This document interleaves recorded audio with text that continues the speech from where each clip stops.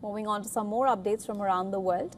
UNESCO has warned that the Taliban's ban on girls and women from education could cause decades of damage to Afghanistan, with millions of girls already shut out of school. Now, this warning comes as the Taliban's crackdown on women and girls continues.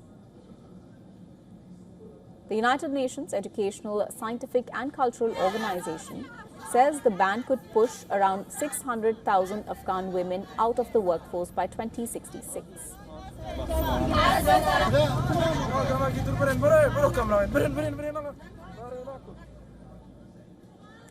And this could result in $9.6 billion in cumulative income losses.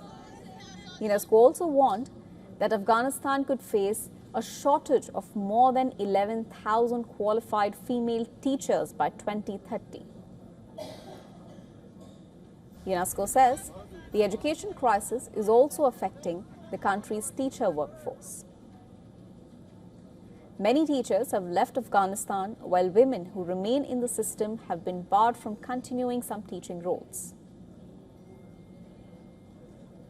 The agency says more than 2 million primary school children are already out of school for reasons other than the ban on girls' education. UNESCO also warns that more than 90% of 10-year-olds in Afghanistan cannot read a simple text, while the national literacy rate is just 37%. According to the estimate we have, today 2.4 million girls have now been excluded and banned from accessing secondary education since 2021.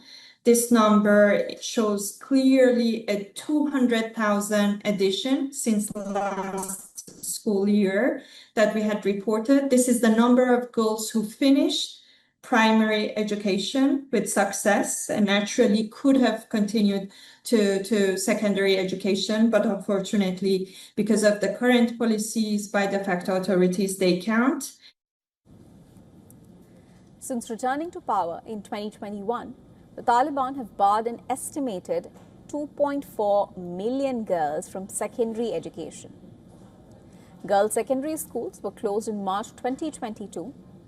Later that year, women were also banned from universities. The Taliban had called the restrictions temporary, but the bans have remained in place since then. Afghanistan is now the only country in the world where girls and women are formally banned from secondary and higher education. According to UNESCO, the restrictions have also affected women's employment and freedom of movement. The Taliban says they respect women's rights in line with their interpretation of Islamic law and of Afghan culture.